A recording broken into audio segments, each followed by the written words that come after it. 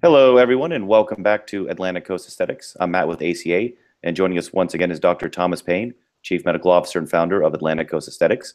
And Dr. Pane, this week's question, we have a person coming out of, looks like the Florida area, Miami, Florida, and their question is, are they a good candidate for a thigh lift? And Dr. Pane, you've had a chance to kind of review the pictures and the notes.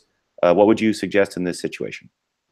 Well, this is a really good case here. I'm going to describe the photos. Basically, the lady is thin and the backside is fairly flat, and she doesn't like some prominence bulging, and she keeps referring to the gluteal crease, which I take to mean the curve under the buttock, not the straight up and down gluteal crease. And what we don't know, we don't have age and whether there has been weight gain or loss. And she wants more volume and a better defined crease. And what I think is going on here is that she's on the fence of whether to do implants or do a fat transfer. I would encourage people, if you have the opportunity to do both, fat transfer is better because there are less issues than you can have going on with implants that can give you problems down the line. That doesn't mean they're not good in some cases. Here, I think if this person has enough fat available, and there's not a lot, so you have to be careful who you select to do this fat transfer. A lot of people will refuse. We're pretty good at getting fat out of just about anybody, not everyone, but almost anybody. In fact, we do a fair number of people that have been turned down elsewhere. You've got to be careful in getting fat out of people that don't have a lot of it, so you don't cause problems in the sites you're taking the fat out from. So there is definitely a learning curve to that, which we feel we're up on. With addition of fat there, we can define the buttock volume better. Now, the curves that I think she's talking about are actually on the upper part of the back of the thigh.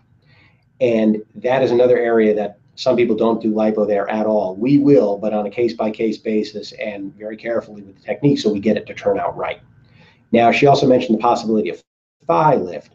I think she might mean from the buttock volume that maybe she wants that area tightened up. And I wouldn't rule out a thigh lift, but again, that's best when there's a little more skin laxity there. I'd have to see her in person to see if that's really what's going on, and whether the scar required to do the kind of lift I would be talking about is something that she'd be interested in.